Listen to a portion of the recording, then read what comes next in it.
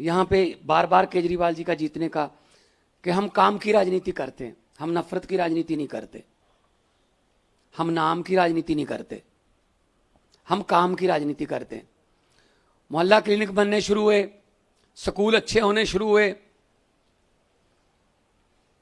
बिजली मुफ्त आनी शुरू हुई,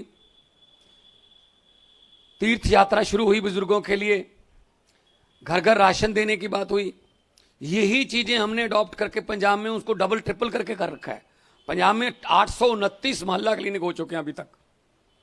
1 करोड़ से ज्यादा, 1.25 करोड़ के आसपास लोग वहां पर आके दवाई लेके जा तो ठीक होके जा चुके हैं, या टेस्ट करवा चुके हैं, उनको बड़े अस्पताल में जाने की जरूरत नहीं पड़ी। लेकिन जो केंद्र सरकार है वो दिल्ली के साथ जो व्यवहार कर रही है वो मैं आपके सामने बताना चाहता हूं। अरविंद केजरीवाल जी जब भी कोई अच्छा काम करते हैं उसी वक्त इमीडिएटली उस पर रोक लगा दी जाती है। मोहल्ला क्लिनिक की दवाइयां रोक ली, मोहल्ला क्लिनिक की बिजली काट दी, घर घर राशन की स्कीम बंद कर दी, स्कूल जो बन रहे थे वो सारे रोक दिए। अरविंद केजरीवाल को अकेले लड़ना पड़ रहा है, बार बार बात बात पर सुप्रीम कोर्ट जा रहे हैं। सुप्रीम कोर्ट भी 5-0 का डिसीजन देती है। 5-0 का बेंच जो था 5 जजों का, 5-0 का डिसीजन आता है कि सर्विसेज जो हैं सरकार की हैं उसको भी ऑर्डिनेंस ला के रोक दिया। मैं दिल्ली वालों से ये पूछना चाहता हूं, क्या वोट उनको दोगे जो आपकी दवाइयां रोक रहे हैं, आपके बच्चों की पढ़ाइयां रोक रहे हैं, जो आपका इलाज रोक रहे हैं, जो आपका काम काज रोक रहे हैं, जो आपके जल बोर्ड का सारा भट्ठा बिठा दिया इन लोगों ने, पानी ना मिले दिल्ली के लोगों को। अब बताइए मुझे, शिक्षा, स्वास्थ्य, पानी, बिजली, ये तो फंडामेंटल राइट्स है ना, संविधान में लिखे हुए हैं ना कि मिलने चाहिए हर एक को, वो भी रोक रहे हैं। क्या दिल्ली के लोगों को किसी और देश का समझते हैं ये?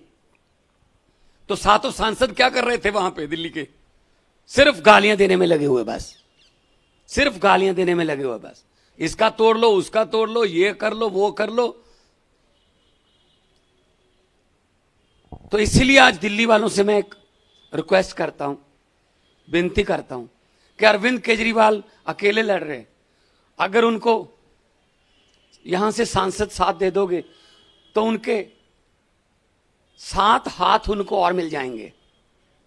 पंजाब से 13-0 हो रहा है, 13 पंजाब से आ रहे हैं, कुरुक्षेत्र से आ रहे हैं, असम में लड़ रहे हैं हम, गुजरात में लड़ रहे हैं, 10 हमारे पहले राज्यसभा के हैं। जब हमारी गिनती संसद में, दोनों सदनों में 30-35 हो जाएगी, 40 हो जाएगी, तो एक पॉलिटिकल पावर बनती है। और जब वो 30-35 इकट्ठे होके संसद में अपने दिल्ली के लोगों के हकों के लिए लड़ाई लड़ेंगे, किसी मां के लाल की हिम्मत नहीं है कि दिल्ली का कोई काम रोक जाए, जब पंजाब का कोई पैसा रुक जाए, चाहे आरडीएफ, चाहे एनएचएम, चाहे कोई। हमारे भी 8,000 करोड़ हमारा रोक रखा है। तो दिल्ली में डबल शक्ति, ये कहते हैं डबल इंजन, ये कह रहे हैं डबल इंजन की सरकार। पीछे देखा था पिछले दिनों, कठुआ से इंजन बिना ड्राइवर के आ गया था। इनके इंजन भी बिना ड्राइवर के हैं, कहीं इधर घूमता है, कोई इधर घूमता है, कोई पटड़ी से उतर जाता है, किसी को उतार देते हैं। यही काम करते हैं और क्या करते हैं। ये तो 92 सीटें हमारे पास, 62 सीटें अरविंद केजरीवाल जी के पास हैं। जो सरकार चल रही है, शुक्र करो। अगर 40 होती इनके पास, 65-70 होती मेरे पास, अब तक तोड़ देते भाई साहब। तो देखो हिमाचल का क्या हाल कर रखा है। ये काम ही इनको यही आता है, बस दिन रात काम यही आता है, किसको तोड़ें, किसका एमएलए खरीदें।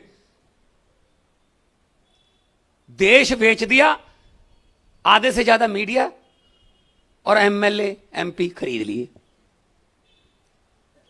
तो इनको यह लगता है कि हमारे बिना शायद सत्ता ही नहीं होगी। दिल्ली के लोग सियाने लोग हैं, पढ़े लिखे लोग हैं। दिल्ली देश का सबसे ज्यादा टैक्स देने वाला शहर है। क्या फिर आपका टैक्स का पैसा आपके पास वापस नहीं आना चाहिए? मैं दिल्ली के लोगों से पूछना चाहता हूं। 2 करोड़ से ज्यादा आबादी है। आपका टैक्स का पैसा क्यों नहीं आ रहा वापस? आपका टैक्स का पैसा कहां जा रहा है? ये देख लो, बड़े बड़े महल उसर गए कि किसी भी लेवल से वो ऑफिस लगता है, 7 स्टार होटल है, यहां लग गया पैसा दिल्ली के लोगों का। दिल्ली के लोगों की खून पसीने की कमाई से बना है ये, जहां से यहीं बैठकर दिल्ली के लोगों के खिलाफ फैसले करते हैं। ये भी रोक लो, ये भी रोक लो, ये भी रोक लो। अरे भाई, चुने हुए हैं, आप चुन के आ जाइए। यही बात ये रामलीला ग्राउंड में हमको कहते थे, सड़कों पर बैठकर कानून नहीं बनते, चुन के आइए, चुन के आइए। भाई साहब, हम तो चुन के आ गए, आप भी चुन के आ जाइए फिर। ये चुनते नहीं है, ये कहते चुने हुए खरीद लो बस। तो देश को एक पंसारी की हट्टी बना के रख दिया इन्होंने, डेमोक्रेसी को। तो आज मैं ये आपके पास यही कहने के लिए आया हूं दिल्ली के लोगों के लिए कि अरविंद केजरीवाल के हाथ मजबूत करिए। वो अकेले लड़ रहे हैं, लड़ सकते हैं। हमारे नेताओं को उठा उठा के जेल में फेंक देते हैं, लड़ रहे हैं। इनको 8-9 ईडी के नोटिस आ गए, इतनी किताब बन जाएगी नोटिसों की। कारण नहीं बताते क्यों बुला रहे हैं, कारण एक ही है, जैसा कि सभी सरकारों को कर रहे हैं। मुझे समझ नहीं आती, तमिलनाडु, बंगाल, केरला, दिल्ली और पंजाब, इनके गवर्नर ही मुख्यमंत्री को चिट्ठियां क्यों लिखते हैं? कभी यूपी वाले गवर्नर ने चिट्ठी क्यों नहीं लिखी योगी को कि कितना कर्जा ले लिया जी आपने, क्या कर रहे हो, लॉ एंड ऑर्डर का क्या हाल है? गुजरात वाले ने क्यों नहीं लिखी? क्या इन पे कोई अलग से पेंट करवा रखा है इन स्टेटों में? कोई अलग झंडा है इन पे स्टेटों का? एक ही झंडा है, तिरंगा झंडा है। सबसे ज्यादा कुर्बानियां देने वाले जो हैं वो देशभक्त लोग इन स्टेटों में भी रहते हैं। तो देश एक है।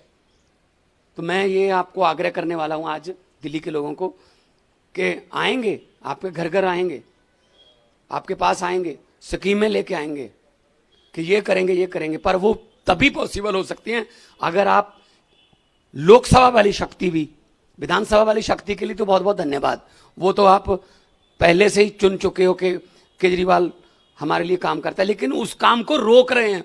अब उस शक्ति को बचाने के लिए भी ये शक्ति जरूरत है।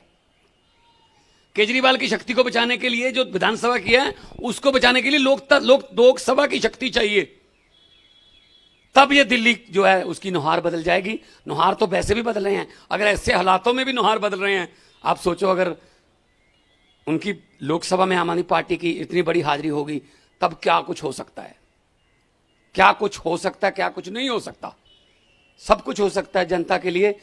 शिक्षा भी, स्वास्थ्य भी, बिजली भी, सब कुछ आएगा। साथ की साथ जो है वो दिल्ली से सीटें, वो इस बार गिनती जो है वो जब होगी, जिस दिन काउंटिंग होगी, तो खबर अच्छी आनी चाहिए कि दिल्ली में पहला रुझान आम आदमी पार्टी के पक्ष में, दूसरा भी आम आदमी पार्टी के पक्ष में। ये क्या हो रहा है, ये तो तब्दीली है। 8 सवा 8 बजे आप कहने लग जाते हुए था कि ये तो बदलाव है, ये तो बदलाव है।